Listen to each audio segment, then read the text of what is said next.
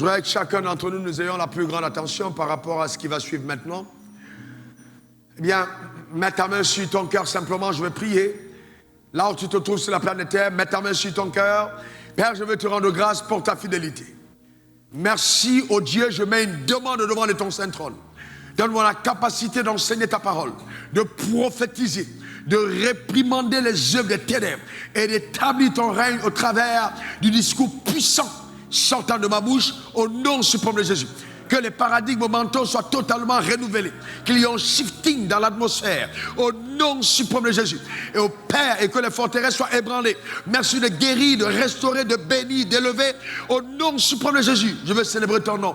À toi la gloire et le règne. Tu accordes à chacun d'entre nous la capacité, non simplement d'entendre, mais de comprendre. Comprendre au-delà des mots, aller à la dimension de la révélation, chambouler totalement, Éternel, les mensonges infusés dans notre âme par la religion. Au nom suprême de Jésus, j'ai prié et quelqu'un dise Amen 3 fois. Amen, Amen, Amen. Tu peux t'asseoir dans sa glorieuse présence. Que Dieu te bénisse encore davantage. Si tu es connecté justement à cet hôtel en ce moment précis, tu es radicalement béni. Et donne-moi ton meilleur Amen. N'oubliez pas que Amen veut dire ainsi soit-il.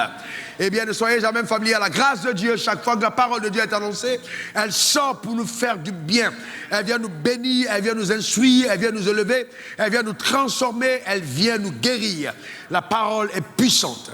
Et donc, nous continuons notre enseignement sur ce que la religion m'a volé. Eh bien, oui, la religion a volé et a véritablement volé beaucoup de choses à la vie des croyants et a muselé ainsi le déploiement du plan de Dieu comme il avait préconçu dès le commencement. Mais Dieu m'envoie enseigner cette parole, t'annoncer ce message pour te permettre de vivre la plénitude de ce que le ciel t'a réservé.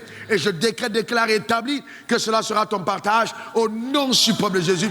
Donne-moi ton meilleur Amen. Dans ce message a commencé par un message que le Seigneur m'a demandé, je reprends, m'a demandé le Seigneur lui-même d'intituler Dieu n'est pas chrétien. Donc Dieu n'est pas chrétien n'est pas un thème que j'ai choisi simplement parce que c'est beau. Non, c'est un thème qui a été engendré de ma communion avec le Saint-Esprit et je m'en réjouis totalement d'avoir obéi à Dieu parce que c'est tellement riche et tellement profond. Et j'avais dit dès le départ que pour que nous puissions jouir et de la plénitude de ce que le message contient et surtout comprendre parfaitement quelle était la pensée de Dieu, il était indispensable de suivre et le premier et le deuxième message. Et le deuxième message est celui qui continue aujourd'hui, qui est intitulé « Ce que la religion m'a volé ». C'est fondamental. Eh bien, la fois passée, pour gagner en temps, nous avons défini la religion comme étant un mot qui vient du mot latin « religio », qui veut dire « relier avec Dieu ». Par des dogmes ou des pratiques purement humaines, c'est-à-dire reliées avec Dieu. Nous avons vu que quand l'homme a été déconnecté de Dieu, c'est ce qu'on appelle la mort spirituelle, l'homme a essayé par lui-même, conseillé sûrement par le diable, de rétablir sa relation avec Dieu. Et c'était là la naissance de la religion qui a pris une autre ampleur sur toute la planète Terre. Il y en a tellement les religions sur la Terre que bien peu de personnes parmi nous soient capables de citer la totalité de ces religions. Et nous avons dit que derrière la religion se cache Satan. Eh bien, je suis content parce que j'ai là les armes qui nous permettent de vous démontrer que c'est tellement vrai et permettre à chacun d'entre nous, non simplement de connaître, mais de sortir totalement de la subtilité du piège que tend le diable au travers de la religion. Nous avons dit que la religion a établi, premièrement, au-devant de nous des faux dieux. Et que derrière ces faux dieux se cache donc le diable qui a toujours l'intention d'être adoré par les hommes. Mais toi et moi, on ne va jamais adorer Satan. Donne-moi ton meilleur Amen. Si ta voisine n'a pas dit Amen, soupçonne-la de pratiques compliquées. Donne encore le meilleur des Amen. Eh bien, on a dit aussi qu'elle a occulté l'amour de Dieu pour les hommes. Donc, on n'a pas, à cause de la religion, les hommes ne savent plus que Dieu les aime. On a simplement vu le regard d'un Dieu méchant, toujours prêt à punir, mais on a occulté justement la dimension d'un Dieu aimant, d'un Dieu bon. Et on a dit que ce Dieu-là n'était pas chrétien. Et que la religion a donc fait du sauveur que Dieu a envoyé pour l'humanité par amour un chrétien. Et n'ayant pas compris, nous les croyants, qui sommes devenus pour certains d'entre nous chrétiens, et même un peu chrétiens, qu'en donnant à Jésus l'identité de chrétien, on l'exclut en tant que médiateur pour toutes les autres personnes qui ont un problème avec la religion chrétienne. Mais Dieu n'est pas venu établir une religion, il est venu pour une réconciliation entre les hommes et lui. Et on a dit au point numéro 4 qu'elle a occulté le mystère de notre filiation. Donc c'est pour ça que quand on devient enfant de Dieu, quand on est de nouveau, on devient enfant de Dieu et non membre d'une église et non chrétien. On a bien vu que pour la première fois que les disciples ont été appelés chrétiens, c'était à Antioche, acte 11, verset 26, et ce n'était pas une appellation qui est venue du ciel, c'est une appellation qui est venue de la terre, et derrière cette appellation, il y a le diable. Et donc, numéro 5, on a dit qu'elle a volé la conscience de notre vie éternelle, d'accord, et que la vie éternelle, numéro 6, la religion a occulté notre dimension spirituelle. Ne vous en faites pas, j'ai le point 4 et le point 6 de la part du Seigneur, je vais reprendre ces points. Mais aujourd'hui, je prends le point 4 et le point 5 plutôt, et je le rattache avec le point 7. Pour davantage permettre que nous puissions comprendre. C'est-à-dire, elle a volé la conscience de la vie éternelle. Alors, maintenant, Apocalypse 12, versets 11 à 12. Apocalypse 12. Regardons ce qui est écrit. Apocalypse 12. Apocalypse 12, 11 à 12. Ils l'ont vaincu à cause du sang de l'agneau et à cause de la parole de leur témoignage. Apocalypse 12, 11, 12. Ils n'ont pas aimé leur vie jusqu'à craindre la mort. C'est pourquoi réjouissez-vous, et cieux, et vous qui habitez dans les cieux. Malheur à la terre et à la mer, car le diable est descendu vers vous, animé d'une grande colère, sachant qu'il lui reste peu de temps. Donc vous voyez, quand le tribunal de Dieu a siégé, et que Satan s'est rendu compte qu'effectivement, il avait commis une erreur fatale en faisant crucifier le Seigneur Jésus, alors la sentence est tombée au ciel. D'accord, la victoire a été constatée. Satan s'est rendu compte et qu'il avait été lui-même pris à son propre jeu.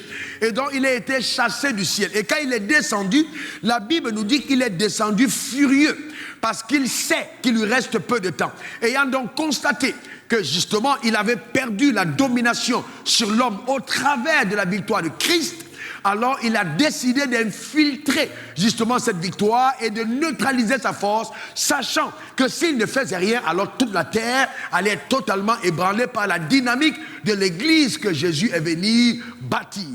Et donc je vais vous montrer subtilement comment est-ce que le diable a opéré et pourquoi aujourd'hui les personnes qui sont dans la religion ne peuvent pas manifester la plénitude de la domination et pourquoi justement la religion muselle notre réelle identité et nous empêche de manifester véritablement la rédemption dans notre génération. Donc on a dit au point numéro 5 qu'elle a volé la conscience de la vie éternelle. Jean 3,16. Il est écrit, Dieu a tant aimé le monde. Jean 3,16, il a tant aimé le monde qu'il a donné son Fils unique, afin que quiconque croit en lui ne périsse point, mais ait la vie éternelle. Croire en qui, s'il vous plaît? Croire en qui? En Jésus. Croire en Jésus, ne périsse point, mais ait la vie éternelle. Maintenant, le but ici, dans ce texte de Jean 3,16, est-ce que la Bible a dit que Jésus est venu nous chercher pour nous amener au ciel? Qu'est-ce que la Bible dit? Il est venu afin que, d'accord, Dieu nous a donné, premièrement, son Fils, afin que si nous croyons en lui, nous ayons quoi? La vie éternelle. Donc maintenant, quel était le but de Dieu? Revenons pour, quand il donnait son Fils, quel était le but qu'il recherchait? C'était quoi, en fait? C'était qu'on croit en lui et qu'on ait la vie. Donc, qu'est-ce que Dieu attend de quelqu'un qui a cru en Jésus? C'est que quoi? Il ait la vie. Et maintenant, qu'est-ce que Jésus lui-même a dit de son mandat? Jean 10, le voleur ne vient que pour le rebelle, égorger et détruire. Je suis venu afin que les brebis aient la vie. Est-ce qu'il y a une différence entre Jean 3,7 et Jean 10? Non, je suis venu afin que les brebis aient la vie et qu'elles soient dans l'abondance. Donc là, nous voyons clairement que le mandat de Dieu était clair au travers de son Fils.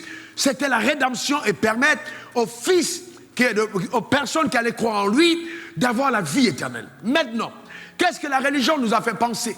Que la vie éternelle, c'est aller au ciel. Eh bien, toutes nos chansons dans les églises, oh, je vais aller au ciel, le ciel est beau, le ciel est merveilleux, le ciel est agréable, le ciel est fantastique. Dimanche passé, j'ai dit, quels sont ceux qui veulent aller au ciel? Eh bien, tout le monde a levé la main. Quels sont ceux qui veulent partir aujourd'hui? Et puis bon, personne n'a voulu lever la main. J'ai dit, je prie pour toi, tu vas aller au ciel. Mais pourquoi ne voulons pas aller au ciel? Parce que quelque part, nous revêtons un corps. Et le corps s'identifie à la terre. C'est le lieu de notre mandat, c'est le lieu de notre mission. Il n'y a que les croyants paresseux qui sont pressés d'aller au ciel. Le ciel est notre demeure, c'est clair. Nous venons du ciel et nous repartons au ciel. La nouvelle création a été conçue au ciel pour jouer un rôle sur terre. Donc, qu'est-ce que la religion te fait croire? La religion t'amène à penser, écoute-moi attentivement, que ton mandat et ta mission, voyez, c'est simplement aller au ciel.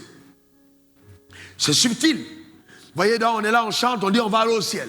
Mais alors tout de suite, qu'est-ce qui se passe? Ce qui se passe, c'est que nous démissionnons par rapport à nos responsabilités terrestres. Ça, c'est le point numéro 7. Nous démissionnons. La religion nous fait démissionner de nos responsabilités terrestres.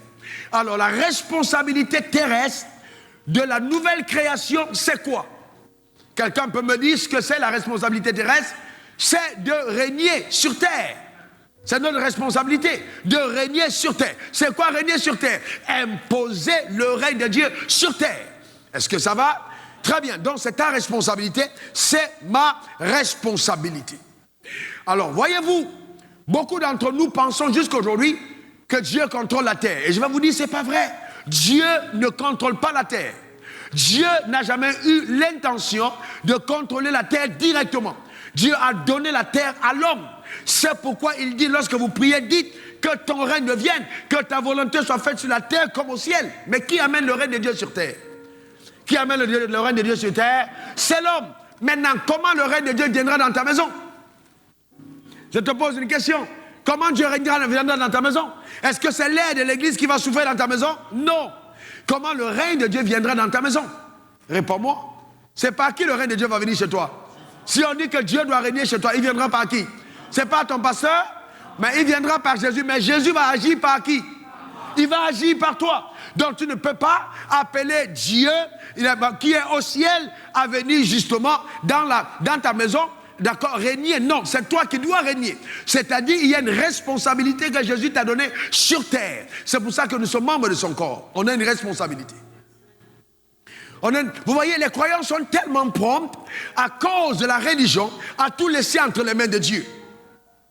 Oh Seigneur, toi-même viens. Oh Seigneur, viens. Toi-même viens toucher, viens agir dans ma famille. Mais toi-même, tu détruis ta famille. Toi-même, tu es une femme irresponsable. Toi-même, tu es une femme qui n'accomplit pas tes responsabilités. Tu es un mari irresponsable et tu appelles Dieu au secours. Mais non, fais ce qui est tien. Et le règne de Dieu viendra de façon conséquente. Fais ce que tu dois faire. Dieu ne contrôle pas la terre. Parce que s'il contrôlait la terre, il n'y aurait pas de sorciers sur terre.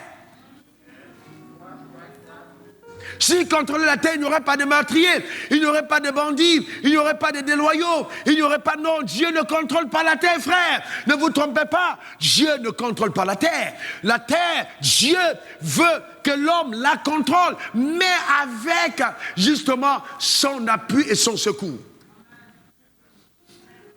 Voyez, donc on est des prompts, oui. Oh, vraiment, Dieu a donné et puis Dieu a repris. Alléluia. Non, Dieu n'a pas repris. Non, c'est le problème que tu... Vous savez, Dieu peut te faire des grâces, mais tu les perds à cause de ton irresponsabilité. Et aujourd'hui, les croyants sont devenus tellement irresponsables que nous n'arrivons même pas à saisir les opportunités divines. Parce que nous sommes toujours là en train de remettre tout entre les mains de Dieu. Dieu ne fera pas à ta place ce que tu dois faire. Voilà le vrai problème. Romains 5, verset 17. Si par le fond d'un seul, la mort a régné par lui seul, à plus forte raison, ceux qui reçoivent l'abondance de la grâce et le don de la justice, régneront-ils dans la vie? Régneront-ils dans la vie? Régneront-ils dans la vie? Régneront-ils dans la vie? Par Jésus-Christ, lui seul. C'est-à-dire, nous devons régner dans la vie, pas dans l'église. Il y a des gens, le dimanche ou les jours de semaine en culte, vous sentez que ces personnes sont importantes. C'est parce que l'église est le seul endroit où les personnes s'affirment. Vous voyez, maman pasteur est pressé, là, elle monte, là, vous sentez que là, son jour de règne est arrivé. Alors que la Bible a dit, vous régnerez dans la vie, vous ne régnerez pas dans l'église. Et vous voyez des pasteurs comme le culte à 6h, on finit à 20h. Parce qu'en dehors de l'église, il n'y a aucun autre endroit où il est important. Nous régnerons dans la vie. Ce n'est pas à l'église. L'église est un endroit d'équipement. C'est un endroit de communion. C'est un endroit d'adoration. Notre impact et notre influence doit être démontrée dans le monde. Il y a des gens qui n'ont rien fait dans le monde, alors ils n'ont aucune référence. Si tu n'as rien fait, tu n'as donné aucune preuve. Tu n'es pas crédible. Tu n'es pas crédible. La crédibilité vient de fruits qu'on porte. C'est très important. Dans la vie de Dieu, la vie éternelle, c'est le type de vie de Dieu. Si on a le type de vie de Dieu, on vit comme Dieu. Frères et sœurs, mais on dit qu'on est des enfants de Dieu. Si je suis un enfant de Dieu, je vis comme Dieu. Est-ce que Dieu va se tenir à côté d'un païen et ne pas parler de l'évangile? Je vous pose une question. Si Dieu était voisin de tes voisins, il n'aurait pas entendu parler de Jésus? Donc vous voyez, on a déjà, et c'est terrible en fait. Vous voyez, on n'a pas la conscience de la vie éternelle. Le type de vie de Dieu, la vie Zoé en nous, qui nous rend à même de faire des choses comme des dieux. Apocalypse 5, verset 10. Tu as fait d'un royaume de sacrificateurs pour notre Dieu. Et ils régneront où? Ils régneront où? Dans le ciel ou bien sur la terre? Ils régneront où? S'il vous plaît, mais lisez. C'est écrit où? Ils vont régner sur terre. Déclare, je règne sur terre. Encore affirme-le, je règne sur terre. La troisième fois que tu vas le dire, les portes qui étaient fermées s'ouvrent. C'est une évidence, frère. Tu règnes sur terre. C'est sur cette terre que tu règnes. Dieu n'a pas envie de te voir régner au ciel, parce qu'au ciel, c'est lui le maître. Il a donné la terre pour que tu règnes sur terre. Je parle sur ta vie, quel que soit le mandat, quel que soit le couloir, quel que soit le domaine de ton appel, que l'onction du règne t'accompagne au nom suprême de Jésus. Et que ça devienne une évidence visible et remarquée par la puissance de Dieu. Au nom suprême de Jésus. Quelqu'un déclare encore, je règne. Affirme-le encore. Une dernière fois. Alléluia. Dieu n'a jamais couronné les paresseux. C'est ça le drame. Il n'a pas couronné les paresseux. Les gens qui sont pressés en pensant que oui, je vais aller au ciel et puis vraiment ce sera incroyable. Frères et sœurs, si Dieu t'a oublié sur terre, peut-être qu'il ne te connaît même pas dans le ciel. Parce que Dieu ne peut pas dire je suis ton père et puis sur terre il n'y a aucune évidence. Et puis tu commences à dire Dieu est avec moi. Qu'est-ce qui prouve que Dieu est avec toi? Vous voyez, faites attention. On est dans une ère où la stupidité est devenue davantage éloquente. Mais nous devons être sages. Premièrement, moi dans la vie, je n'écoute pas quelqu'un qui n'a pas fait de preuves. C'est une évidence. Si tu n'as pas fait de preuves, je ne t'écoute pas. Pour que je t'écoute, il faut que tu me prouves que ce que tu dis marche. Parce que la vérité n'est pas un discours. La vérité apporte des preuves. Il faut une évidence. Est-ce que quelqu'un comprend? C'est clair. Tu ne vas pas venir m'enseigner, oui, comment aimer sa femme. Tu n'as jamais été marié. Tu n'es pas crédible. Tu ne sais pas ce que c'est aimer une femme. Tu ne vas pas venir m'enseigner comment être soumise à mon mari. Tu n'as jamais été marié. Tu ne peux pas m'enseigner ça. Impossible. Donc tu n'es pas crédible dans le domaine. Ce que Jésus a commencé de faire est d'enseigner. Dans la vie éternelle, nous rend capables de fonctionner comme des dieux. Donc pour que tu sois crédible dans le domaine de ton appel, il faut des preuves. Sans épreuve, il n'y a pas de preuve. C'est la preuve témoigne. C'est clair, frères et sœurs. Il n'y a que dans l'église où on trouve les gens stupides. La Bible dit un aveugle conduit un aveugle, les deux vont tomber dans le trou. Quand tu m'amènes où? Où tu es allé dans la vie toi-même? C'est pas pour rien que Jésus a commencé son ministère à 30 ans. Il pouvait le commencer à 15 ans. Parce qu'à 15 ans, il était déjà apprécié. À 12 ans même, il a reçu la décoration des sacrificateurs. Quel enfant sage. Mais c'est quelle intelligence. Les gens ont dit, waouh. Mais il a commencé à 30 ans. Pas de preuves. Il faut une évidence. Il faut une évidence, il faut des preuves. Dieu t'a appelé, on veut voir des preuves. Arrêtons les discours, manifestons la vie, démontrons la vie. C'est très important. Maintenant, pour que les preuves deviennent évidence, je dois fonctionner avec deux onctions. La première onction, c'est l'onction du corps. Quelqu'un dit corps. Quelqu'un dit corps. Quelqu'un dit encore corps. Je vais vous montrer l'évidence de la sorcellerie. Vous voyez le corps. Quelqu'un dit corps. Écoutez-moi bien. On va voir aussi l'onction du membre. Quelqu'un dit membre. Quelqu'un dit encore membre. Il y a deux onctions. Oh, viens s'il te plaît, viens pasteur, assois. Dieu te bénisse. Amen. Quand je regarde ton visage, je sais que la vie de Dieu est en toi. Que Dieu bénisse ton âme. Alléluia. J'aime les gens passionnés pour Dieu. Amen. Il est beau, n'est-ce pas? Gloire à Jésus. Amen. Alors, il est le corps. On est là l'image du corps. Quelqu'un dit corps. Quelqu'un dit encore corps. Je vous pose une seule question. Le doigt qui est là, s'il prend du volume, est-ce qu'il a prié pour grossir? Il a prié pour grossir? Qu'est-ce qui lui donne du volume? C'est l'alimentation du... Eh bien, il y a des choses qui t'arrivent parce que tu es rattaché au corps. C'est un principe. Il y a des choses qui t'arrivent parce que tu es rattaché au corps. Ce n'est pas que tu as fait un effort. Le corps te donne une onction. Et cette onction te donne une position. Ça, c'est l'onction du corps. Tu n'as rien à faire. C'est le corps. Regardons dans la parole. Va t'asseoir. Je vais te rappeler après. Va t'asseoir. Colossiens 1, verset 18. Il est la tête du corps de l'Église. Quelqu'un dit corps de l'Église. Corps de l'Église. Très bien. Il est le commencement et le premier-né d'entre les morts, afin d'être en tout le premier. Donc Jésus est la tête, nous sommes les membres. Dis, je suis les membres, je suis le membre du corps. Encore. Oh, s'il te plaît, affirme-le encore. Une dernière fois. Très bien. Éphésiens 5, verset 30. Parce que nous sommes membres de son corps. Dis, je suis membre du corps de Christ. Encore, s'il te plaît. Maintenant, Romains 12, verset 4 à 5. Car comme nous avons plusieurs membres dans un seul corps et que les membres n'ont pas eu la même fonction, ainsi nous sommes plusieurs, nous formons un seul corps en Christ et nous sommes tous membres les uns des autres. Alléluia. Dis, Seigneur, merci pour la fonction qui est la mienne. Dans le corps. Encore. Une dernière fois, merci pour la fonction qui est la mienne dans le corps. C'est extraordinaire. Nous sommes dans le corps, mais nous n'avons pas toutes la même fonction. Chacun occupe une place dans le corps. Et la plus belle découverte, c'est la découverte de ta place dans le corps. C'est fondamental. Quelle est ma place dans le corps? Quelle place j'occupe dans le corps? Quel est mon rôle dans le corps? C'est très important. Imaginez un seul moment. L'œil qui essaye de jouer le rôle de pied, il va être frustré, il va être détruit, il va se casser, parce que la performance de l'œil ne sera jamais la même performance du pied. Donc il faut retrouver ta place dans le corps. Et aujourd'hui, à cause de la visibilité, à cause d'Internet, tout le monde veut être devant. Frère, si on fait selfie du visage, on ne fait pas selfie des fesses. Il y a une différence. On n'expose pas tous les membres du corps. Il y a des membres du corps qui doivent être cachés. Est-ce que quelqu'un comprend? Donc ne sois pas pressé, ne t'expose pas, parce que ta position est peut-être la position cachée. Reste à ta place. Tu n'es pas moins important pour autant. Reste à ta place, frère. C'est très important de rester à ta place.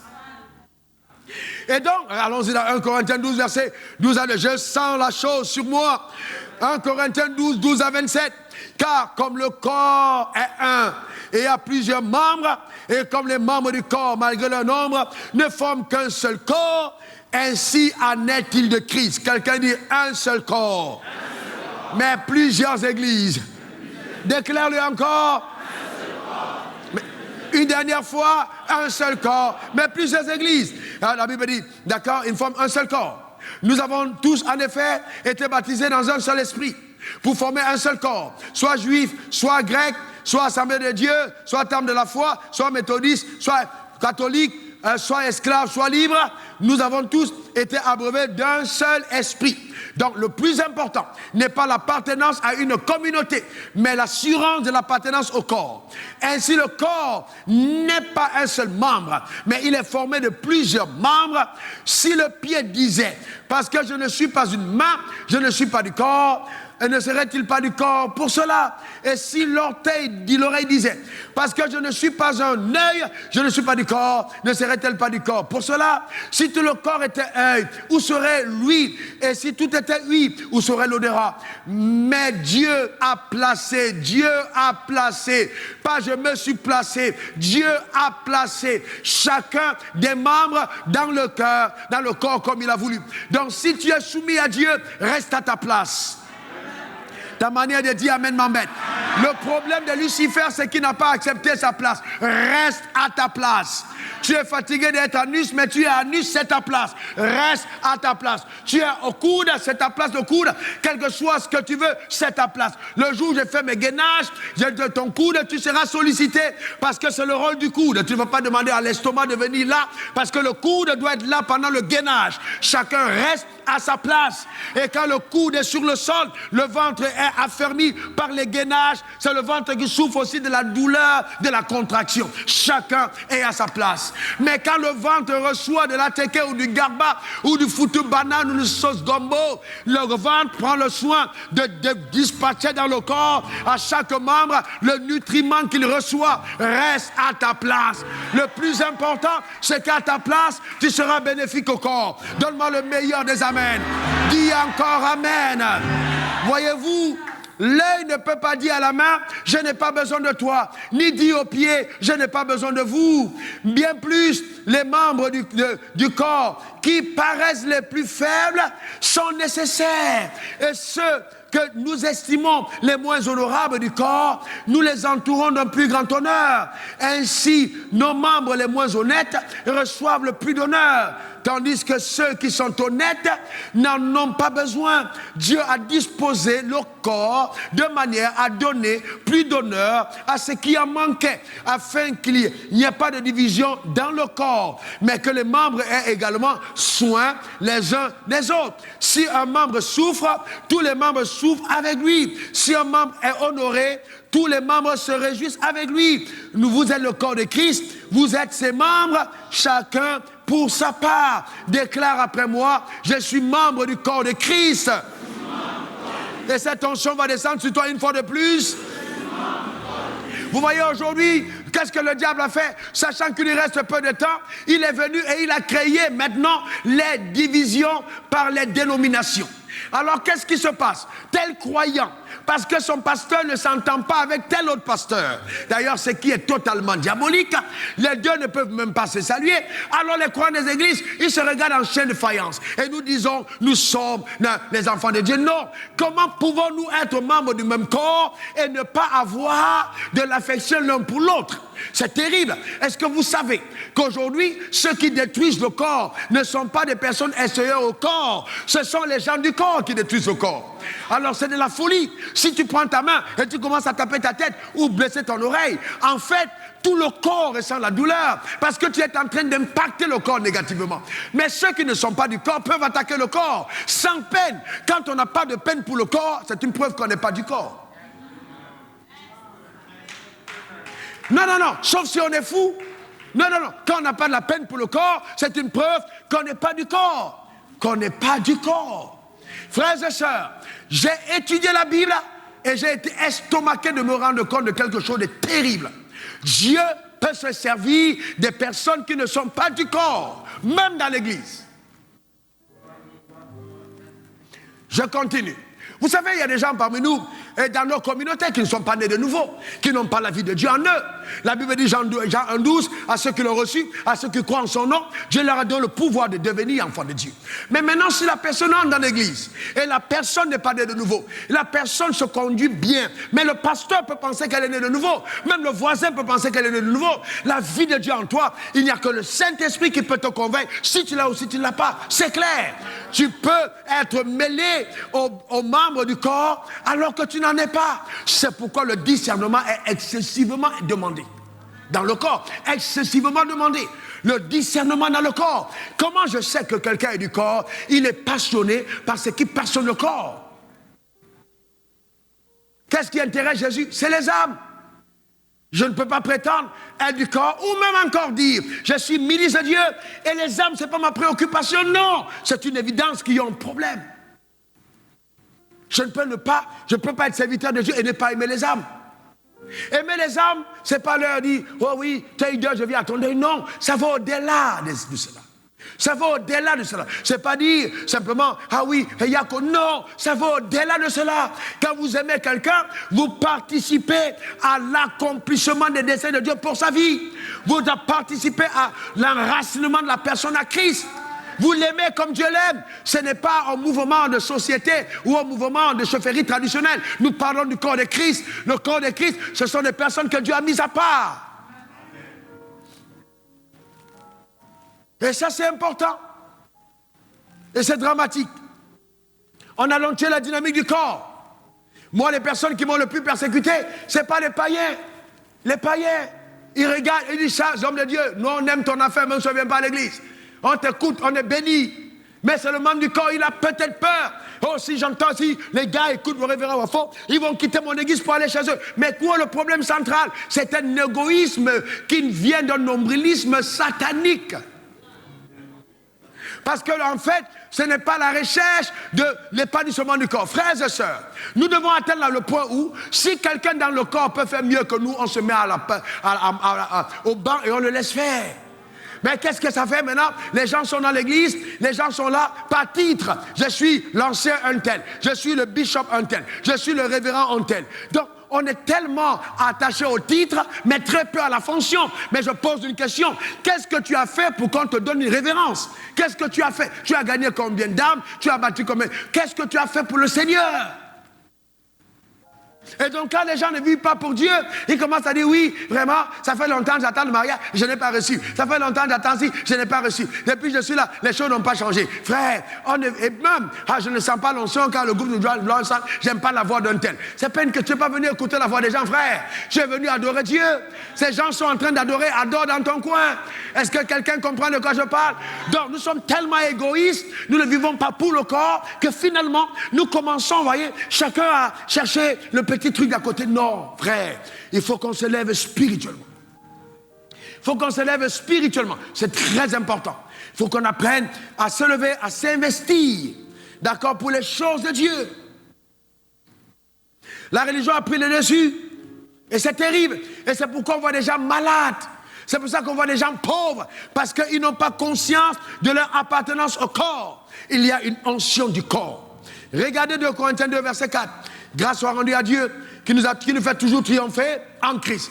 La Bible dit quoi? Dieu nous fait toujours triompher en quoi? Déclare, je triomphe toujours en Christ. Reviens, pasteur, à soi. Je triomphe toujours en Christ. Une dernière fois, dis-le s'il te plaît. Encore. Alors ça veut dire que quand tu es en Christ, quand tu es dans le corps, le triomphe est le tien. Dieu te donne de toujours triompher en Christ. Il n'y a pas de possibilité d'échec quand on est en Christ. Alors, qu'est-ce que le diable t'amène à faire? À être conscient de ton appartenance au corps. Si tu perds conscient de l'appartenance au corps, c'est un sérieux problème. Je vais te montrer pourquoi.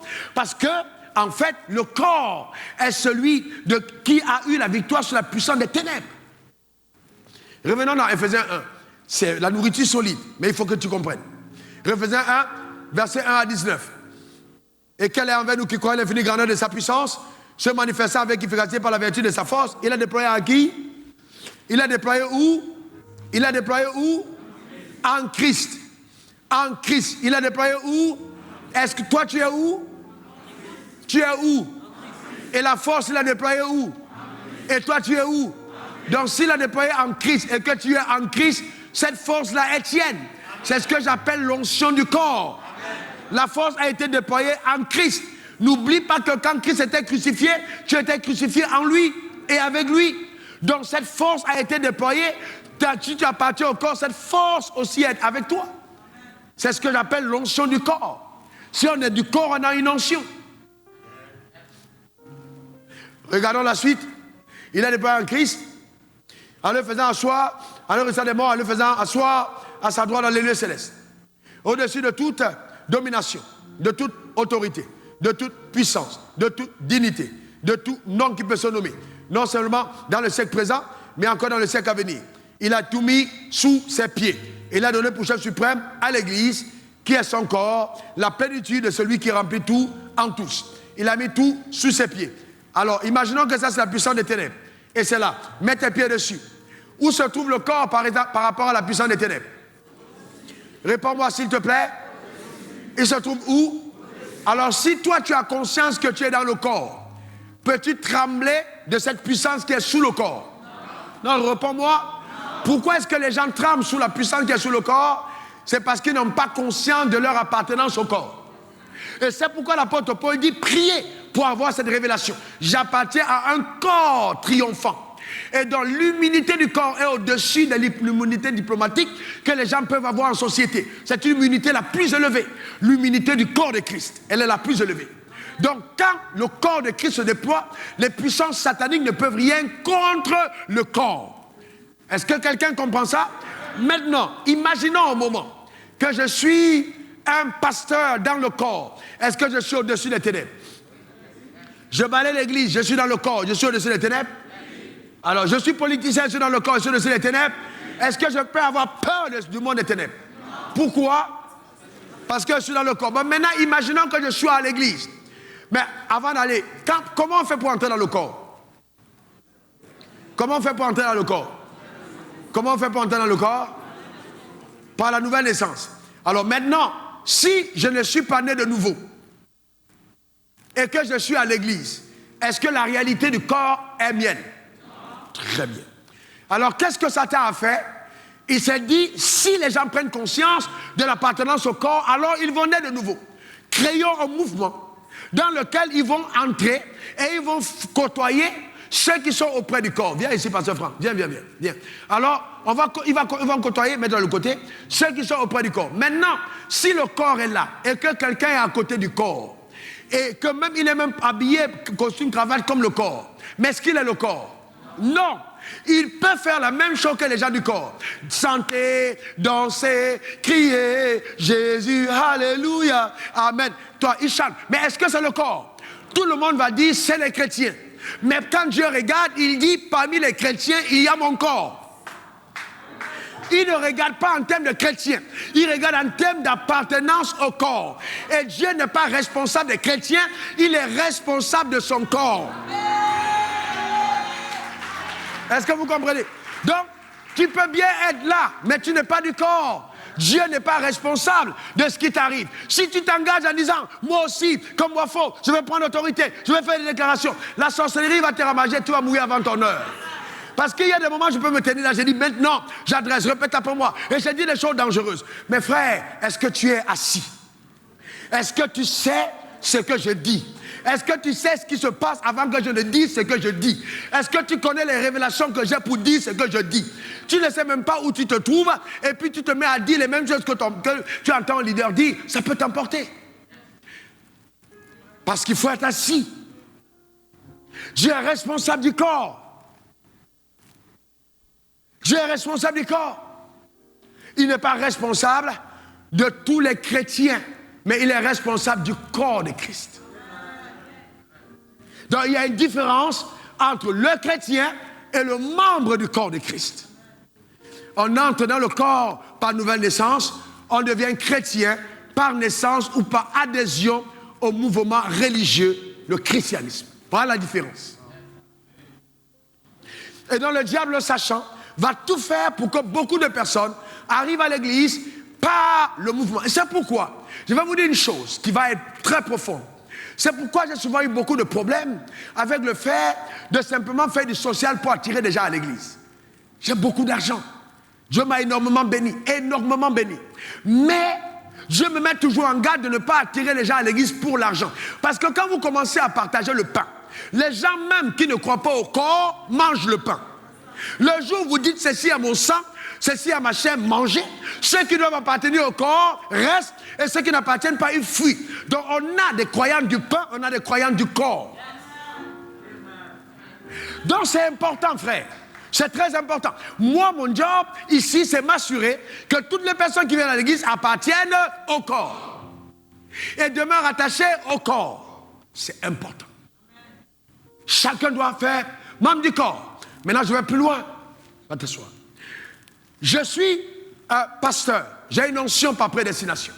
Parce que dans le corps, vous prenez le texte de Romains 12, vous le voyez à l'intérieur, on a 1 Corinthiens 12, on a différentes fonctions dans le corps. Il faut lire à la maison. Et donc, je suis dans le corps. Mais dans le corps, je fais partie des 5 dons de ministère par prédestination. Donc, ça veut dire, comme Jérémie, Dieu dit, avant que je ne sois dans le ventre de ta mère, je te connaissais, avant qu'il ne soit sorti, je t'avais consacré, je t'avais établi. Alors, le don par prédestination m'établit sur des fonctions qui me permettent de pouvoir amener les autres membres du corps à perfection. C'est-à-dire, j'ai la responsabilité d'aiguiser certaines personnes pour leur développement.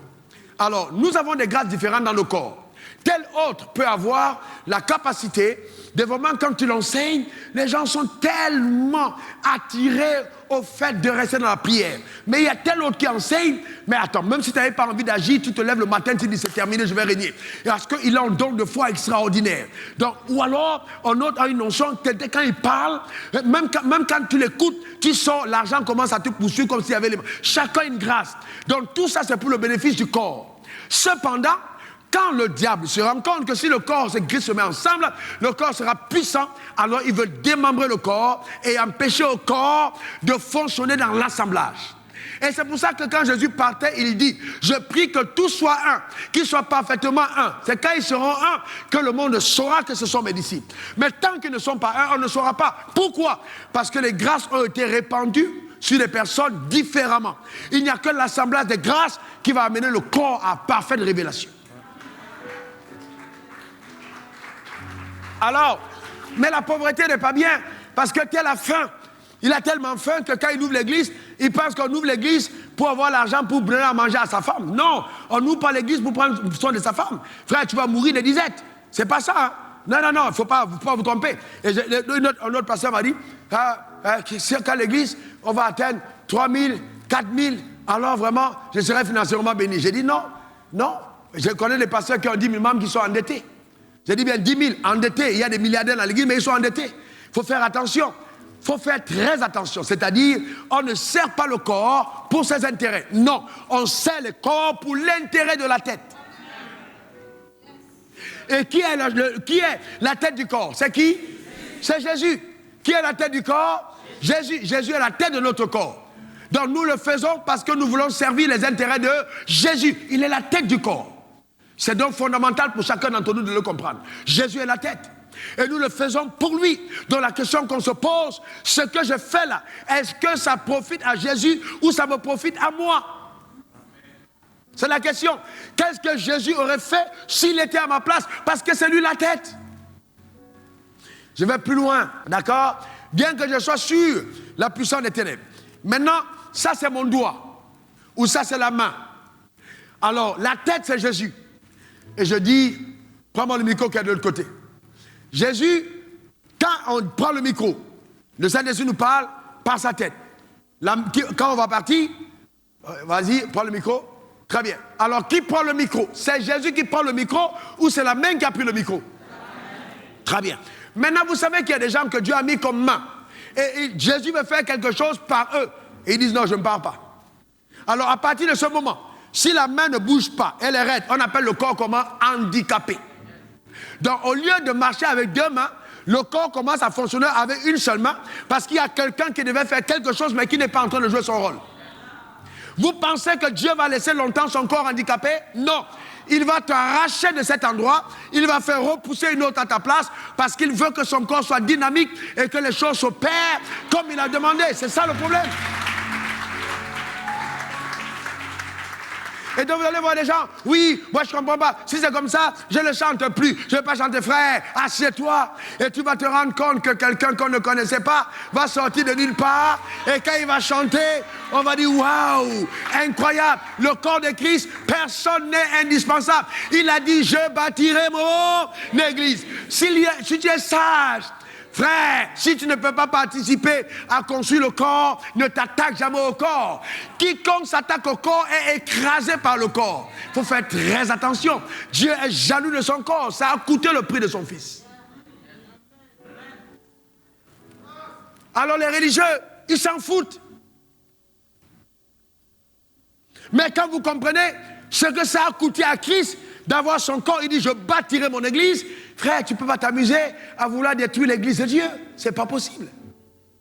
Tu ne peux pas t'amuser à détruire le membre qui est dans le corps. Ce n'est pas possible. Maintenant, il y a donc l'onction du corps. Quelqu'un dit l'onction du corps.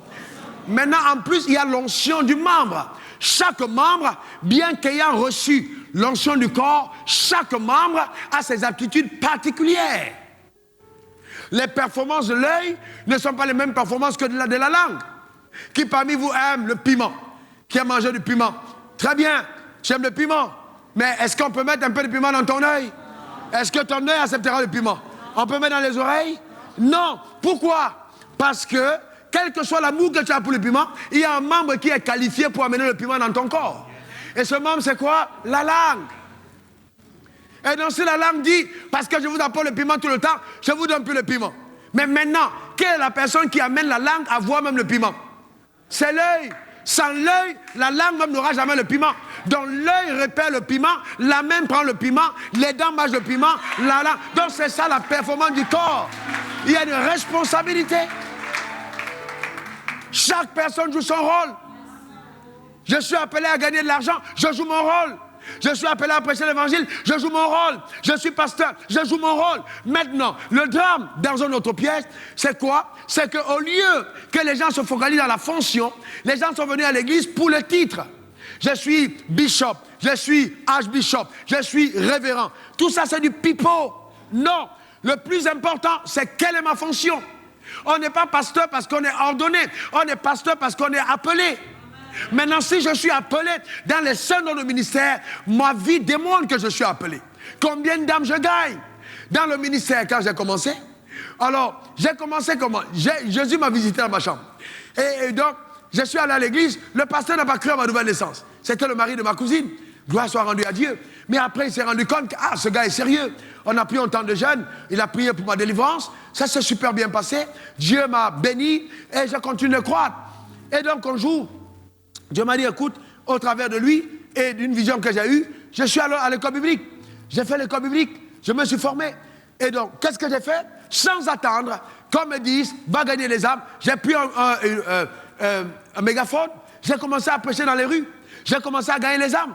Et le dimanche matin, j'allais, moi, chercher les âmes nouvellement venues. Je les amenais à l'église. Je venais avec 6 personnes, avec 8 personnes, avec 12 personnes. Et le pasteur a remarqué, parce qu'entre-temps, j'avais changé d'église. Le pasteur a remarqué que, mais ce jeune homme, il est constamment en train de venir avec les gens. Constamment à la fin du culte, il est en train d'exhorter. Donc quand on terminait le culte, je prenais les gens, je mettais de côté et je leur demandais s'ils ont compris. Donc ce qu'ils n'avaient pas compris, j'expliquais. Voyez-vous? Et il s'en restait dans le Seigneur. Et donc c'est comme ça que le pasteur a fait appeler et il a dit, ok, on va te mettre dans le corps des anciens de l'église. Mais c'était un gars qui avait à peine 1 an et demi de conversion. Mais le pasteur, voyant la dynamique de productivité, a dit, la main de Dieu est sur ce jeune homme. Ce n'est pas une affaire d'école biblique, non. Et j'ai vu par contre déjà aller à l'école biblique, recevoir des diplômes, être ordonné, et après, ils finissent dans les bars. J'ai dit, Dieu, mais qu'est-ce qu'il y a? Il dit, non, l'ordination était en désordre prophétique. Je n'ai jamais appelé ces personnes. Mais comme ils aimaient le ministère pastoral, ils aimaient les gens qui prêchent, eux aussi se sont mis dedans, et puis à l'école biblique ils se sont formés, et on les a ordonnés, mais ils ne sont pas appelés. Donc vous voyez, il y a le don par prédestination. Dans le corps, il y a des gens qui sont des bénédictions particulières que Dieu a mis dans le corps, pour le bénéfice du corps. Et ça, c'est Dieu qui les a choisis. Maintenant, il peut arriver, j'ai Joël est là. Je ne sais pas personnellement si ce jeune homme a l'appel dans le ministère. Mais je peux décider d'ordonner Joël. Le Seigneur ne m'en voudra pas. Je vais prier, je dis, ok, j'ai besoin de faire d'un collaborateur. Je veux Joël comme pasteur. Je peux dire à Joël, va rester à Yopougon, va rester à Bobo, sur une église. Même s'il n'a pas l'appel pastoral. À partir du moment où j'ai un appel comme celui que j'ai de Dieu et que je mets les mains sur Joël, Joël peut commencer à manifester certaines choses et penser qu'il a été appelé. Il n'a pas été appelé. Je l'ai appelé à me servir parce que Dieu m'a appelé. À partir de cet instant, les prérogatives que j'ai dans ma fonction vont donner à Joël de couler avec une certaine grâce. Et quand Joël va rester sous cette grâce, des choses vont s'opérer. Joël peut penser, oh, je suis aussi puissant, oh, je suis aussi fort.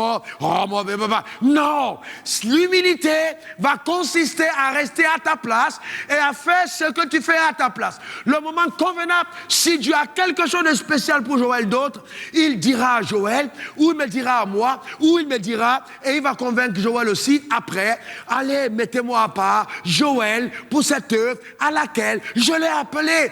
Joël ne va pas entrer dans l'œuvre parce qu'il a besoin d'argent, parce qu'il se dit, oh, que si je suis pasteur principal, je roulerai en Range Rover. Non, le peu d'argent qu'il a dans son salaire, ça va fuir. Le ministère va briser sa vie, il ne sera jamais heureux. Quand il va recevoir des coups, il n'a pas l'aptitude, il n'a pas le truc pour recevoir des coups. Voyez-vous? Et c'est pour ça que même à la boxe, on dit non, pas de coups en dessous du ventre. Parce qu'il y a des parties qui ne peuvent pas recevoir des coups. Et il y a des parties qui peuvent recevoir des coups.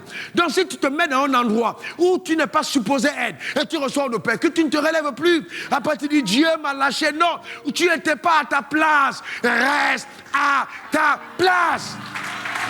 C'est tout. Reste à ta place. Reste à ta place. Dieu t'a appelé à gagner l'argent. Gagne l'argent. Dieu t'a appelé à prêcher l'évangile. Prêche l'évangile. Et je vais dire autre chose. La santé d'un membre ne dépend pas simplement de la performance du membre, mais la responsabilité de la tête. La tête, là, si elle mange de la graisse, tous les membres vont être engraissés. La tête, si elle ne sait pas qu'il faut travailler, les membres peuvent être paresseux. Donc la dynamique vient de la tête. C'est pourquoi chaque fois que Dieu met quelqu'un à la tête, il s'assure d'avoir d'abord formé la personne pour représenter valablement la tête qui est la tête de Christ. Donc tout grand leader, c'est celui qui a la capacité de rattacher sa tête à celle de Christ et de couper sa tête pour que la tête de Christ prenne le relais. C'est pour ça que, écoutez-moi bien, c'est pour ça que quand on ordonne un pasteur, on met le col blanc. C'est pour dire, on a coupé ta tête. À partir d'aujourd'hui, ce n'est plus toi, c'est la tête de Christ. L'apôtre Paul dit, si je vis, ce n'est plus moi qui vis, mais c'est Christ qui vit. Donc, la dimension du ministère, c'est de mourir pour que Christ vive. Donc, la dimension de la maturité, c'est qu'en fait, malgré tous les coups, walk in love, marcher dans l'amour, oui, je veux marcher chaque jour dans ton amour, ta miséricorde, triomphe du jugement. Bon, cette capacité, c'est que quand on donne le coup, tu veux réagir, la tête dit, hey, calme. Quand on a frappé Jésus, il n'a pas réagi. Donc, tu commences, il y a cette aptitude d'être entraîné. Voyez-vous, à couler par la grâce de la tête. Mais si on ne comprend pas ça, si on n'a pas cet appel, on ne tient pas. Et je vais vous dire quelque chose qui va choquer beaucoup de personnes. Sur 10 ministères, sur 10 pasteurs, il y a un qui est appelé de Dieu. 9 n'ont pas été appelés. Il y a des choses vraies, je vais vous dire la vérité. Il y a des choses quand je vois, je dis... Et il y a des pasteurs qui doivent fermer des églises et venir s'asseoir. S'asseoir à l'église. Tu viens t'asseoir. Tu n'as pas été appelé, tu t'assois. Et tout pasteur assistant n'est pas un pionnier. Tout pasteur assistant ne peut pas commencer une œuvre. Frère, il y a des gens, si on vous met à ma place, les coups que j'ai reçus, vous serez déjà mort. Vous serez déjà mort. Je vous dis la vérité, mort. Mais la beauté de cette chose, c'est que quand tu es à ta place, alors tu as la grâce de ta place. Tu as la grâce de ta place. Tu as la grâce de ta place. Tu as la grâce de ta place. Amen. Reste à ta place. La séduction, c'est essayer de te faire croire que si tu prends une autre place, tu seras meilleur. Reste à ta place. N'essaye pas d'aller là où on ne t'a pas appelé. Reste à ta place. Simplement. Et laisse le temps à la grâce de Dieu de te bâtir, de te construire. Jusqu'au temps convenable, reste à ta place et donne des évidences que Dieu marche avec toi. Vous ne pouvez pas avoir l'appel de Dieu et vous balader de maison en maison. Depuis que je suis homme de Dieu, je regarde la télévision. Ceux qui m'ont vu grandir, je n'ai jamais appelé un fidèle pour poser un problème. Jamais. Ce n'est pas que je n'en ai pas eu, frère. J'ai touché 15 000. J'ai pu faire 1 an sans salaire. J'ai dormi à la gare de bus. J'ai été avec les réfugiés. Jamais. Jamais, jamais. Ça, oui, pas vraiment. C'est difficile, soutiens-moi. Parce que personne ne m'a appelé. Personne. À partir du moment où personne ne m'a appelé, je regarde à celui qui m'a appelé. Les gens qui vont causer des problèmes dans l'église, ce sont ceux qui sont dans l'église pour leur ventre. Et beaucoup gagneraient mieux à aller chercher un travail. Si Dieu t'a appelé, si la main de Dieu est sur toi, travaille pour le corps. Travaille pour le corps. Et quand nous travaillons pour le corps, on va voir ça la fois prochaine, nous devons endurer les souffrances du corps. Et il y a la souffrance qui est imposée au corps. Le corps d'un militaire n'est pas traité comme le corps d'un banquier.